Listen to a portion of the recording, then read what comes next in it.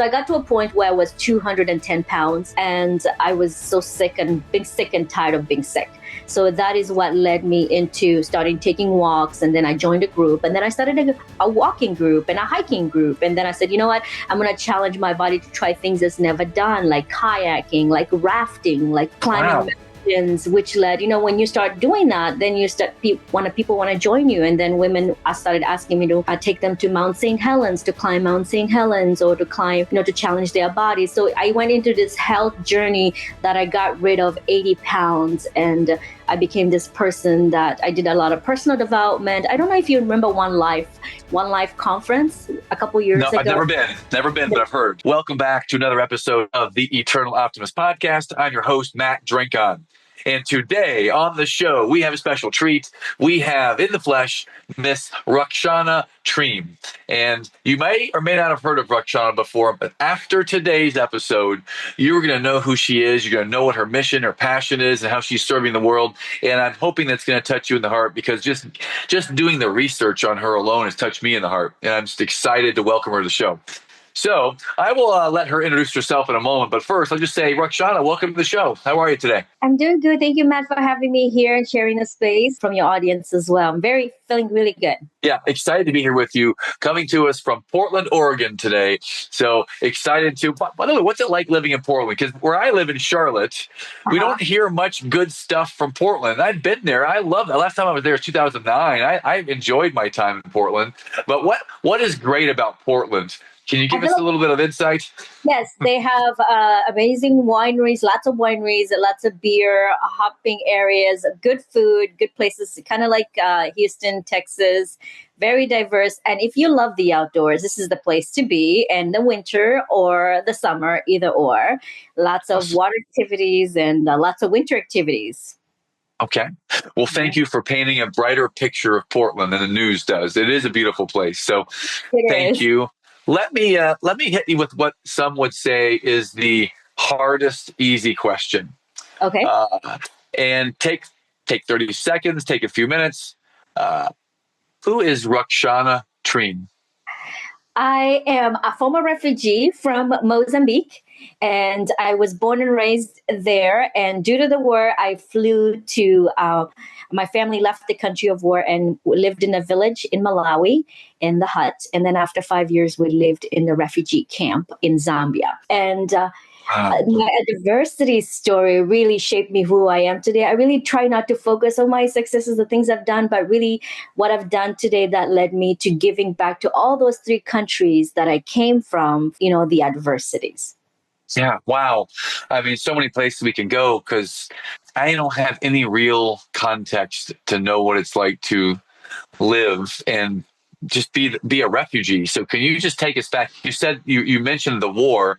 Can you give us a little context? What war are you referring to, and can you just give us a little picture into that part of your life and your history? Yeah. So Mozambique had been in war for over 20 years, and it was in the war with, the civilization of Portugal and Mozambique, which is the military from Mozambique, and then the civil war, which is the other country, Portugal, who was coming in to create more peace and give us independence. But due to that, a lot of people left the country. About 70% population of the country left the country and flew around the neighborhood countries, which is Malawi, Zambia. And it's a very common thing of refugees. But my story really, I my family fled into Malawi and established there, and then left Malawi to find that, jobs and, have better family. That's how we ended up in the refugee camp. But you were saying something tell me a little bit about the refugee camp. I am the oldest of 5 children. So really my vivid memory when I left the refugee camp, I was 15 years young. And my job was to wait for food in line. So, and, if you ever been to the southern part of Africa, central under the tropical, it's really, really hot. And sometimes we'll be waiting in line for 2 hours and you would feel the sun peeling your skin, and not even knowing, because it's so hot, and not knowing if I'm going to make it to the beginning of line to have food. So the food, whatever they would cook, which is just, boiled beans, take that to the tent site where we lived for 5 years with my family of 7 by then, and then to trying to, take care of my family. But the adversity that I faced is not only the survival of living without food in the waiting for the lines, is to be creative enough to shove and push and fight through the lines with the adults and pick fights to make it to the beginning of the line, to know, if I would be doomed if I was at the end of the line, because then my family would not eat. Wow. And this was a constant, like, daily struggle for 5 years.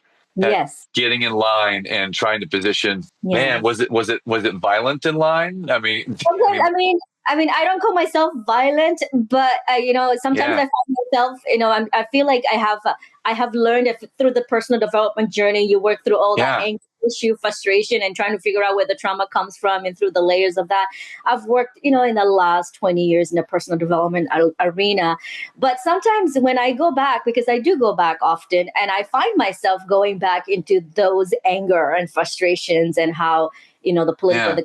and things. Yeah, so there was lots of fight. I would be picking fights and pushing and shoving, and then at the end would end up at the beginning of the line. That was survival. For me, that was survival, to make sure that my family was fed, and I would make it to the beginning of the line before the end of the line. Otherwise, all the food would be gone. Yeah. So from all of that, we know where the story is to now. I've researched you online, so I know where you're at now, and you're successful, and you're leading. You're a CEO, and I want to get to your company too. But somewhere between being a refugee and where you are today, I'd love for you to track with us and tell me, what are a couple of the most challenging moments in your life that you had to endure and overcome between that time as a refugee through today? What are a couple of those challenges that you had to I think, endure? going off and getting married early, of course, that was one of the things, because I just came to United States to learning everything, and left home and went to go get married, trying to find, running away from home, the things that were happening. But also having children early, and then leaving my marriage and learning how to be a parent in the United States, raising 3 children as a single parent. So that was probably the most challenging, because then I was forced with me growing as a parent, me growing into this new culture, me growing and raising children, and me growing and trying to build myself as a new career, language, culture, like everything happened. All those, so many transitions happened at the same time. And I feel like that was the hardest time ever. Yeah. Well, when you first became a single mom, you've got 3 kids, it's you and you're raising your kids. What kind of jobs did you have at that time? I worked at the childcare center, most childcare center, because they'll give me a discount where I could bring in all the 3 kids. They're so younger, because they're all like, a year and a half apart of each other. Smart. And then Yeah.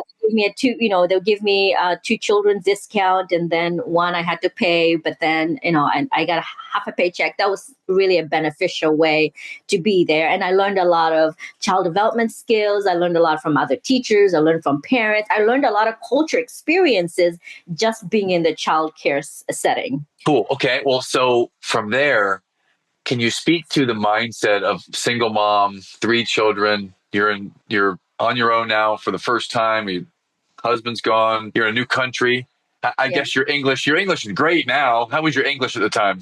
It was so. I was in Zambia where they speak English, but Okay. you lose the accent through the time, because I spoke other languages, because I was in Malawi, then I was in Zambia, then I speak my own dialect from Mozambique, and I speak Portuguese, which is my mother tongue. So you can catch some of the accents in between when I'm speaking. I can just say this to being a single mom. I think, like anybody else, it's really the mindset and the people you surround yourself with. And this is not the easy thing. If you're going to say, I'm going to do this alone, there's no such thing as doing it alone. It really takes a village. And me coming from Africa, I believe in that village. So I joined like church groups around where I lived. I joined after school program where I could volunteer to keep myself busy, so I can learn. And I would go to different events, Hispanic events, Orthodox events, Russian events, because Portland is very diverse. So that way I can kind of learn different cultures. Because in Africa, when the refugee camp, where there was only one culture, the one culture is everybody comes from different countries and everybody learns how to speak one dialect. And the one culture is everybody's family in the refugee camp, because there is no going back to your country and now is moving forward. So you learn how to share, to take care of each other's kids, to cook for each other, to help each other with childcare. And when somebody's sick, somebody steps in. So I learned from that, and I figured out how I can make it work when I had 3 children here and as I was raising them. So I did the best that I could.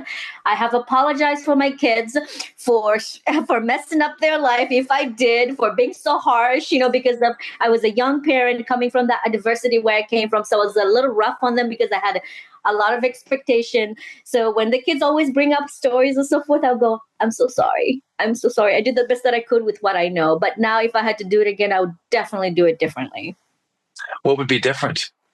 I think I would have more compassion. I'll be more easy on them. I was very hard on them with education, going to school, keeping themselves, staying out of trouble. I did not allow them to be children. And, I was a young mom raising children, and I had a lot of expectation on them. So I was not an easy to go. I was a very hard parent. And of course, the hardship that I came from, I had big expectations. Yeah, well, you came from a very challenging opportunity growing up in refugee camp and being forced to flee from your country. I mean, that sounds about as challenging a story as I've heard sometimes. So you get a pass in my book for teaching them, because you didn't have a childhood yourself. From a very young age, you were the one that was responsible for the family. I can see how that would be one way that you would want to teach your kids to be ready, or to prepare them for being an adult earlier. And part of that, Matt, is also what I've done is, because I did not have that childhood, I'm going to be hitting 50 here soon.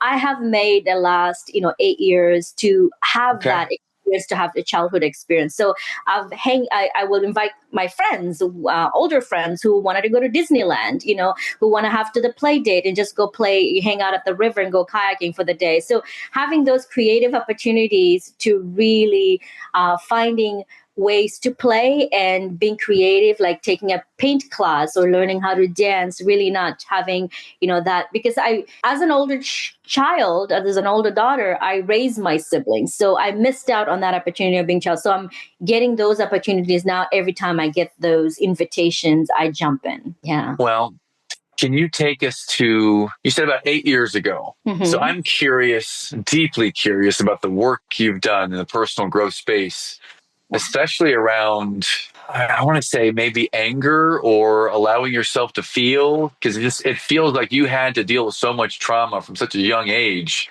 And talking to you right now, you are the kindest, sweetest, gentlest. And I know you have a fierceness. I'm not trying to test that, but you have this demeanor that makes me feel really comfortable and safe around you. But I wonder how you got to that place. So can you talk about your healing journey and just kind of where you've come from in the last 8 or 9 years? Yeah, it was really my husband who inspires me, because, I found myself, because he was the closest person nearby, I found myself just throwing my anger at him, my frustration at him. And this person, my husband is the sweetest guy, such a humbling, he came into my life, gave me this, created a space. And then there is this me looking from the outside. I'm always angry and throwing things at point, just like mood swings, throwing things, breaking dishes in the middle somewhere, just flipping up my behavior. And sometimes when I go back, I'm like, why? I didn't like that person. And then one day he recorded me having that moment. And after calming down, I'm like, I do not like that person. I don't even know that person. So it really took that time to, find a therapist and go to counseling, and started working through group work. And moments it would come, I had to find ways of like, okay, it's reset, time out. And I would go outside when someone would be sharing a story at a group work, instead of me reacting, you know what I mean? And it was so easy to react, but then it was that switch where all the skill sets I was learning from a therapist, I'm like, okay, take a break, go outside and take a breather, and then come back and then see and reflect on back. Again, you're talking about the journals early at the beginning of this conversation. In journaling, what did you do now better than you did before, instead of reacting? So again, my husband has been my greatest teacher. And then practicing those things when I come home, instead of reacting, taking a reset and going outside for a quick break. I'm like, hey, I'm sorry I reacted at you. I'm working on myself because I want to be a better person. I don't want to be an angry person, breaking things and hurting things, because that doesn't lead. I do not like that person. Yeah. Yeah. Yeah. Well, I like the journal question. I'm a big journaler. So what did you do better now this time instead of the way you did it before? Is that the journal question? Yeah, Okay. that would be, what did I do better? At this time, I would go like, oh, I didn't throw dishes. You know what I mean? Okay. Yeah. I didn't throw dishes. I didn't break dishes. I didn't bang the door. I went outside. I reset it. I took like a 5-minute break. Then I came back. And that same thing. I was in group work. And when I wanted to react to someone, I would take a pause. I'll go outside, take a deep breath for 2 minutes, and then come back. Instead of Okay. reacting, you know what I mean? Yeah. So Yeah. going back and reflecting on all of the things I did, I'm like, oh, look at this change. I'm kind of liking that, I'm liking the person I'm becoming. But it took time. It took a while. And moments, I'm always reminded, because I lead groups now, and to Africa too. So there is that trigger moment. I'm like, I'm going to take a little break. I'll be going to the bathroom. I'll be right back. So that way I'm not, I'm not going back to that old habits and old lifestyle that I did not like to see. So I want to appreciate you for this, because when you find yourself in some situation where you might be triggered, for example, you intentionally take a pause, take a breath. So it may sound cliche, but I do the exact same thing. You pause, and then you would find a way to exit for a moment, a minute or two. You'd work through the breath, work through that energy, and then you come back. And it was basically rinse and repeat that until through who we have today. Who appears to be the epitome of cool and calm and at peace. And it took a long time to get here, though. So I wanted to make sure the audience hears that. Yeah, it wasn't overnight. That easy. It wasn't one time. It's if I could solve my anger stuff by just taking a breath. That's it. You take a breath and you're done. Well, you got to keep practicing this, ladies and gentlemen. You got to keep practicing this if you have a triggering moment. What might be an example of one of those things that used to trigger you back in the day that now you're able to breathe through? That's a great example. So about 9 years ago, I took a group of 17 women, professional women, lawyers and doctors. I took them to Africa which will lead us into leading this group into the project that I do, building schools, right? I knew this group of women because they're all from the retreat, from my business and stuff. And they did not know me that deep. They knew of my story. They knew of my trauma and all the things. So we're crossing the border from one country to another, which is Malawi, to Mozambique, to go check out the project. We got to the border and it was very late. And the Border Patrol said, we cannot process the 17 passports tonight. You have to come back tomorrow. Well, the thing, there's not all of us going back. But the thing is, they had also 5 people at the border to do it. They could have done process. They had at least an hour to do but they're just being lazy. So that is my triggering moment. And I'm like, I speak the dialect and I just went into fire. And fire mode is anger. Like I told you, it was this little tiny, maybe 15 by 30 little office, and there was 17 women, and there's a desk, and all these 5 people are sitting in the back, just kind of relaxed. If you've ever been to Africa, there's a very chill culture, kind of like everything is cool.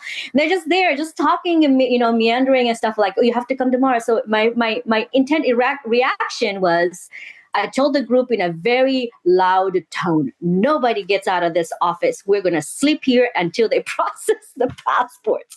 I am not proud of this. And these women have never seen this side of me. My voice, my tone, my body, my hands.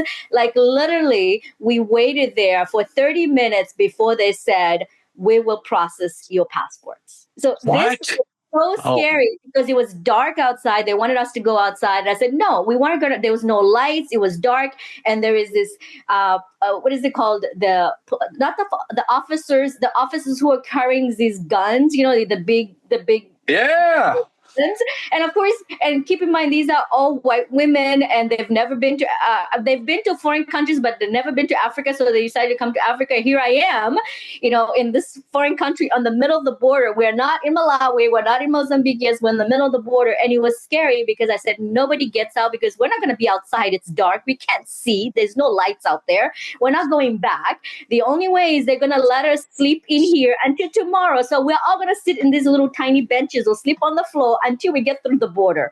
And that was probably the last anger, a trigger that I had. And I was kind of embarrassed that I had to apologize to my group because there's a different ways of handling it, because they were so scared to being there in that position and around that people. They were so scared for me because, I was a woman. And I'm dealing with all these men who have guns, and they're in a country they've never been. So I created a lot of fear for them as well. So in very insecure, but also uncomfortable place to be. Well, that's an understatement, because I'm uncomfortable just thinking about being stuck in the darkness on the border of two African countries. I've never been to Africa before, and I'm a woman, and these dudes are over here. There's 5 of them, and they're just lazy. And my group leader she just let them have it. So I'm probably in a state of trauma myself right now if I'm one of those people. So wow, what an experience. Well, so now when the same scenario comes across today, if you were to go back, what's different now than Rukhsana then? Yeah, so the same scenario is I have more compassion. I ask a lot of questions. I have connections because I've been to those countries in the last 8 years. I go there every year. So I'm always more prepared. I'm okay. I always have a backup plan. And planning for me helps out, so that way I don't deal with those situations. And also planning for me is also communicating with all the people who are coming along to say, what if something else, because a lot of experiences has happened. So having compassion, I know they're doing their job, and being respectful, and just knowing that being a very patient person when you're traveling to, a developing country. 100%. Yeah. Well, I guess, so those are some good tips for those who are traveling to developing countries. So that was 9 years ago. So what are some other key steps in your journey of healing and becoming now the CEO that you are and transforming women's lives? What are some more key benchmarks on your journey? I think one of them is I had diabetes, and I was on a lot of medication because, trauma leads into drinking, not paying attention on your health, and binging TV, and a lifestyle that really, that's leading into unhealthy ways. So I got to a point where I was 210 pounds, and I was so sick and being sick and tired of being sick. So that is what led me into starting taking walks. And then I joined a group, and then I started a walking group and a hiking group. And then I said, you know what, I'm going to challenge my body to try things it's never done, like kayaking, like rafting, like climbing which led, when you start doing that, then you start people want to join you. And then women started asking me to take them to Mount St. Helens, to climb Mount St. Helens, or to climb, to challenge their bodies. So I went into this health journey that I got rid of 80 pounds, and I became this person that I did a lot of personal development. I don't know if you remember One Life conference a couple years ago. I've never been, but I've heard. Yeah. Yeah.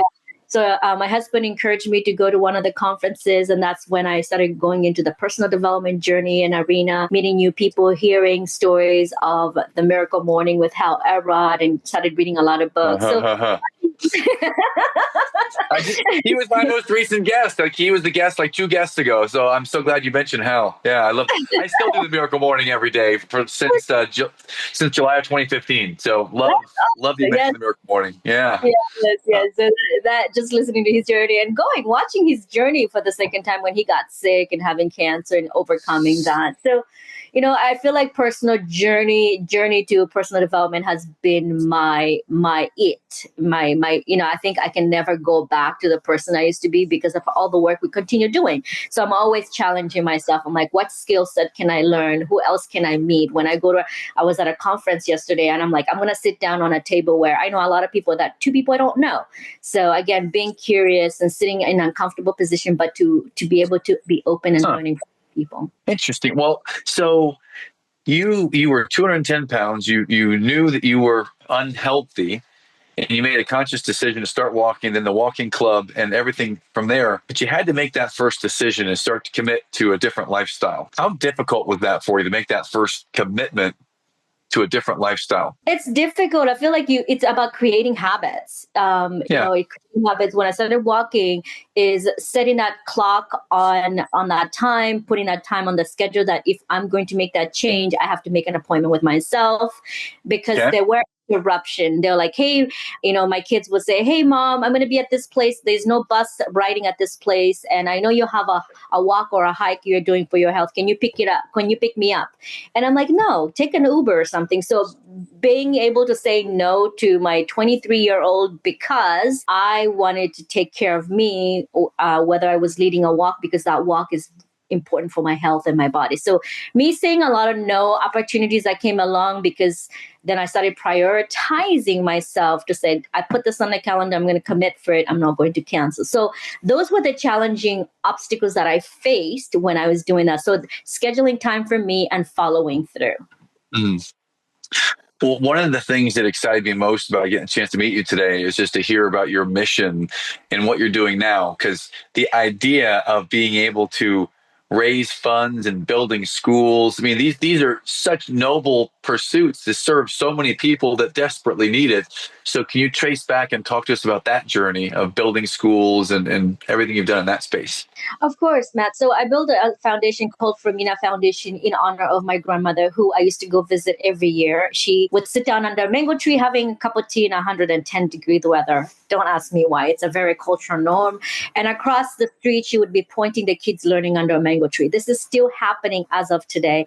There is many villages. There's no school structures, no pencils, no board to write on. And the teachers are standing with just simple worn out book teaching lessons while the kids are learning under the tree, smoothing out the ground and writing letters, practicing how to write on the ground with their hands. And going back to my grandmother, I remember that is how I learned how to write and read. And write my name is smoothing the ground and writing your names as you practice the letters of the alphabet on the ground. And then I realized, I'm like, this doesn't happen in America. And that's when I said, okay, I don't know how to do this, but I will think about it. That was back in 2010. When I did that, I did visit her before she passed away. And then in 2017, I had a courageous uncle who started a project there. He hasn't finished because of corruption and so forth. So because I had a women's outdoor group, so I asked them if they want to come along with me. You don't want to go alone. You want to take people with you, because those smart people are going to help you think outside the box, because your thinking can only get to an extended time. So that is when I started a nonprofit, and we built our first school in this village called Tengwa, which is probably about 40 miles away from the Malawian border. And we built a school there. When they first started, there were only 13 students learning under a mango tree. And now that we have finished the school, there is about 390 students learning. And it started as an elementary, and then it was established as a middle school, and now established as a high school. But now, as of next year, they're going to add it as an trade school program, because there is no college within that area. The next college is in the next town, which is 300 miles away. So cool to see how that started with only 13, and now, like 8 years later, we're up to 390, and it's multiple, like, different grade levels.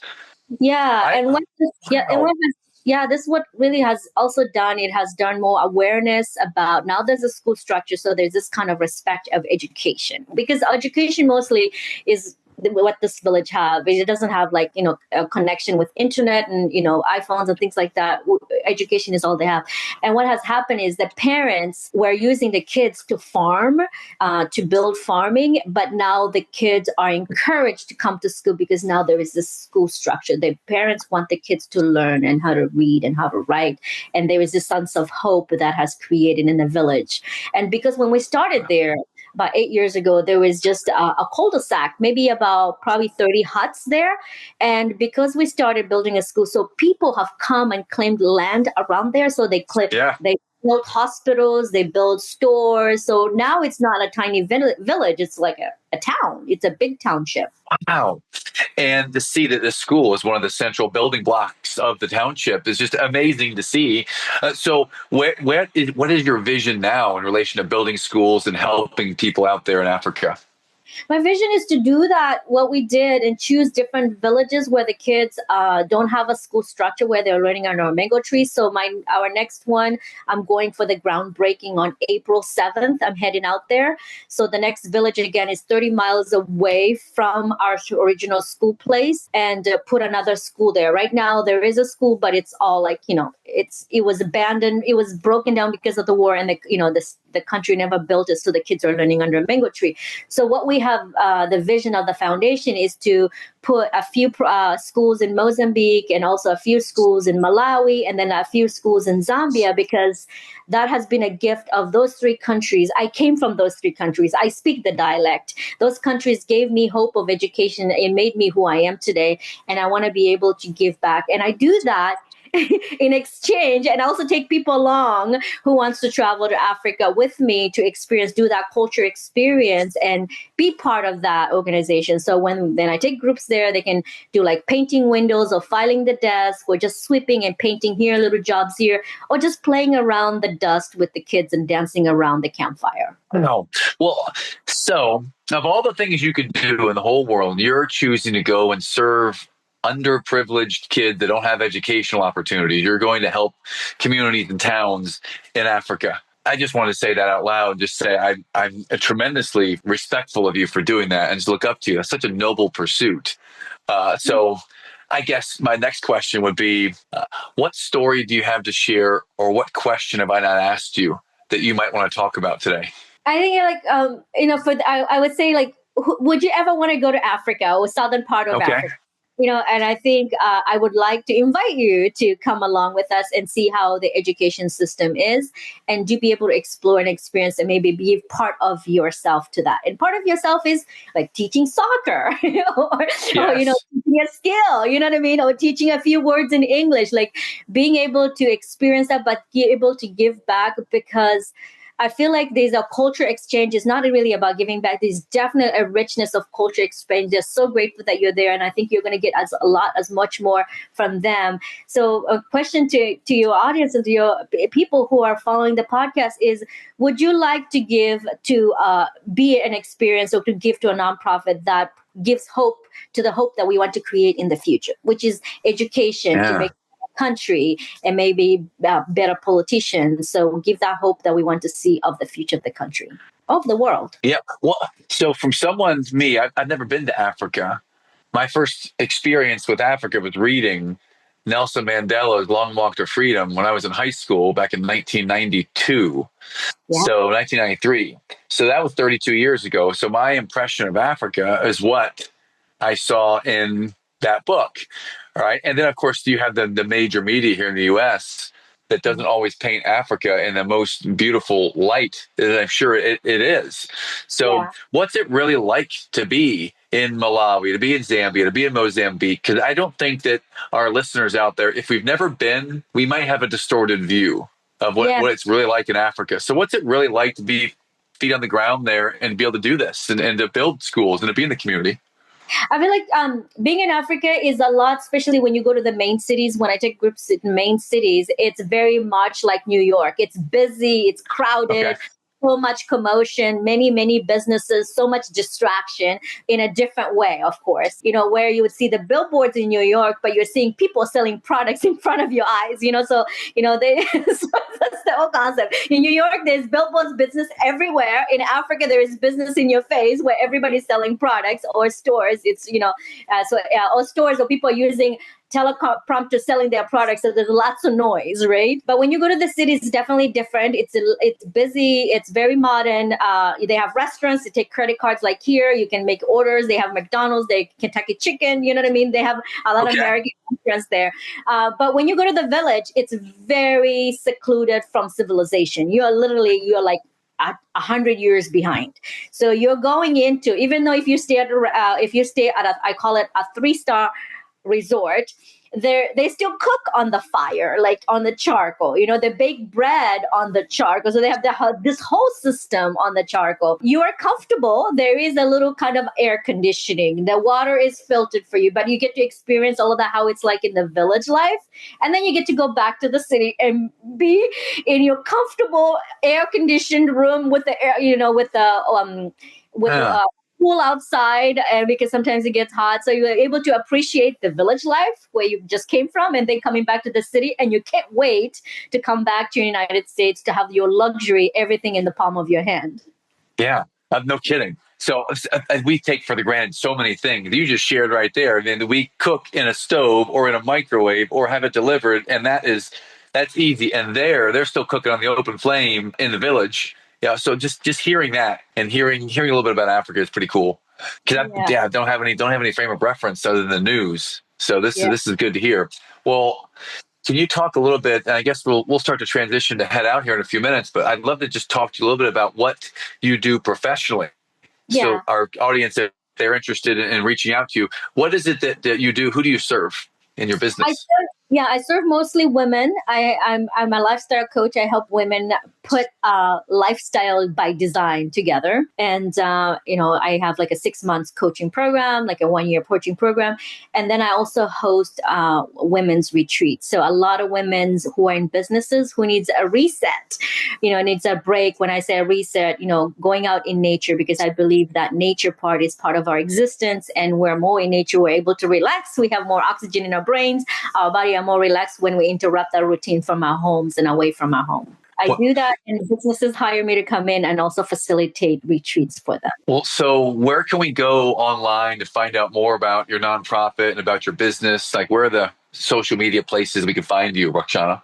Yeah, so I'm going to start with the foundation. Firmina Foundation is Firmina foundation.com, and that is Okay. more about. And we host a fundraiser once a year. The fundraiser is called the African Fashion Show, and that's the fundraiser. The money goes to that.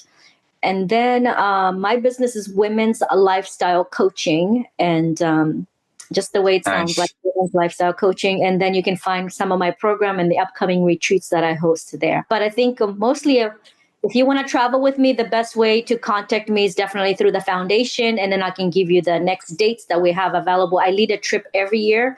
I'm heading out on April 7th this year. Next year, we're heading out in May. Excellent. Excellent. Well, this has been fantastic just to hear the story of someone who survived many years as a refugee, immigrated here to the United States, California, to Portland, and who's going back and building schools all over Africa and those countries to help the population there. It's just amazing to hear your story and to hear so many different lenses today. So we're blessed to be with you. Thank you for showing up today. We got 3 more questions to go. Then we're going to wrap things up with our lightning round, Rukshana.